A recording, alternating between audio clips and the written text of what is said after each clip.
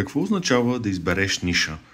Има доста тълкования да избереш ниша и на пръв път може да изглежда като ограничение, като немислене достатъчно мащабно или че си намаляваш този addressable market, че намаляваш реално пазара, който можеш да адресираш. Но то реално, което означава човек да е фокусиран в бизнеса, да е фокусиран в точно определен тип клиент и точно в определена болка, която бизнеса ще реши.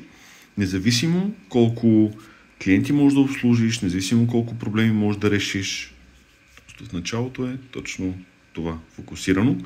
По този начин маркетингът много добре може да се опише и доста по-добре се използват самите ресурси за разработка на дадения продукт.